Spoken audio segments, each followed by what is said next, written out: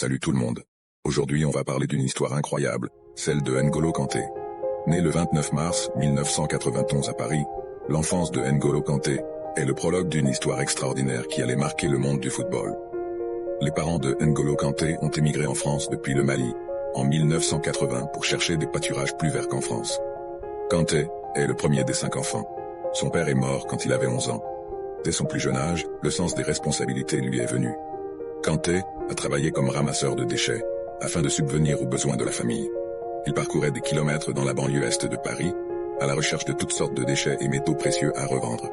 Alors que la Coupe du Monde 1998 se déroulait, il collectait les ordures abandonnées par les fans de football dans les stades. Après la Coupe du Monde France 98, Kanté a vu une France différente.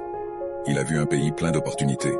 Peu de temps après la Coupe du Monde 1998, Kanté a 8 ans et aspire à faire du football sa carrière.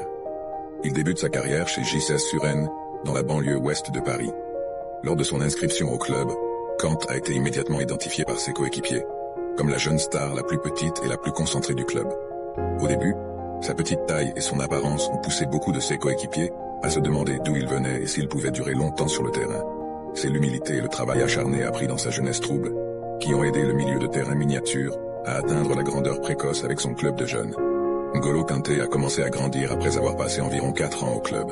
C'était une époque où sa personnalité et son cheminement de carrière devenaient évidents. Son parcours prend une tournure décisive lorsqu'il rejoint le club de Boulogne-sur-Mer en 2010.